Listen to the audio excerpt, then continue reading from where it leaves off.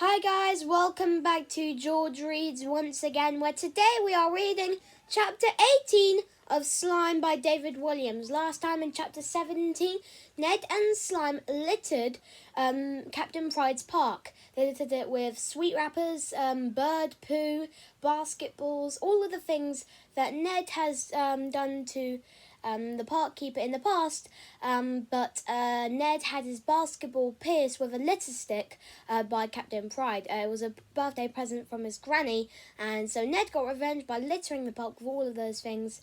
And also, I got a brand new TV in my room. Look, it's massive. It's way bigger than the one I had, which was really, really small. So, room upgrades, yeah! But in today's chapter, we will be reading the chapter on from chapter 17. And I hope you guys enjoy it. If you do, please leave a like and subscribe. That'd be greatly appreciated. But without further ado, ladies and gentlemen, let's read chapter 18 of Slime by David Walliams. Hope you guys are excited. Let's get the show on the road. Chapter 18, Bottom Banger. Madame Silenzio Sloth was the island's piano teacher. You might reasonably assume that a piano teacher taught the piano. In this case, you'd be wrong. Sloth was the idlest music teacher in history. The lady would go to the most extraordinary lengths to avoid having the teacher, having to teach any of the children on the island anything. Whenever Ned reluctantly rolled himself over to Madame Sloth's house for his weekly lesson, she would not utter a single word to him. Instead, she would look at him haughtily and open her hand to be paid. Once her palm had been crossed with silver, she would waddle over to her old gramophone and put on a recording she had made of her giving a piano lesson. This was just in case any grown-ups were passing her house and heard what she was really up to, which was, of course, nothing. "Now, child, let Madame Sloth hear those scales one more time," the voice on the crackly old record would say. Then you would hear the sound of piano keys being struck. Once the illusion had been created, Madame Sloth would take an hour-long snooze on the chaise lounge. The only way she would wake herself up in that time was with one of her own bottom bangers. They were as thunderous as a Wagner opera. If her bottom bangers didn't wake her, an ornate gold carriage clock on her mantelpiece would chime to tell her the hour was up and her lesson was over. How was Madame Sloth allowed to get away with this? Because Greta Gree did nothing about it. In fact, she encouraged it.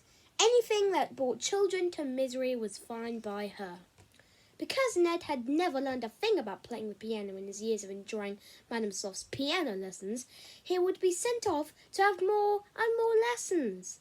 One day, when his mother returned home from the fish market, Ned told her what was really happening in those lessons. Nothing. Nout. Nada. Nothing. Diddly squat. Of course, being a grown-up, Ned's mother didn't believe him. Just like all the other grown-ups on the island, Madame Sloth had bamboozled the woman into thinking she was the most fantabulous piano teacher in the world. Aside from her gramophone scam, Madame Sloth had a trio of nasty tricks up the sleeve of her long, flowery blouse. If a child dared to complain about the daylight robbery, Madame Sloth would open the piano lid and shut the nasty little wretch inside. That way, Madame Sloth could carry on with her precious snooze undisturbed. "Let me out!" If a child attempted to grass her up to their parents, in the next lesson Madame Sloth would turn the piano stool upside down and make them perch on one of the legs for the full hour. Ouch! If a child was so bold as to wake Madame Sloth up from one of her snoozes, they would be held upside down by their ankles and forced to play the piano with their nose. Ouch! Ouch! Ouch! One time, Ned couldn't take any more of this nonsense. As Madame Sloth lay on the sofa snoring and bottom-banging, he shouted, "This is the end! I am never, ever coming to one of your stupid piano lessons ever again!" Needless to say, the piano teacher woke up in a foul mood. Without a word, Sloth walked out of the piano room and into the kitchen. As Ned sat on the piano stool bemused, she returned clutching not one, not two, not three, but 6 tins of baked beans. One by one, she ripped them open and guzzled them down in seconds like some kind of strongman at a fair. Her tummy began making the most disturbing sounds, like a boiler that was about to explode. "I need to go," announced Ned. "Just one moment," replied Sloth.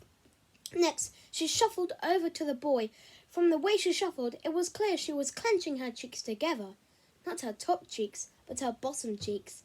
Then, as soon as her behind was close to Ned's nose, she unclenched.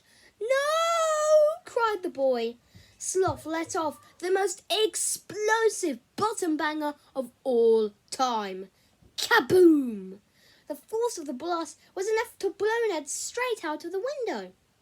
Needless to say, Ned was in no doubt as to how much he and all the children of the island had suffered at the hands of this monstrous woman. He knew that he would be doing them all a favour by teaching the teacher a lesson. The question was, how? And that's the end of chapter 18. Thank you guys so much for watching, and I hope you have a brilliant rest of your day.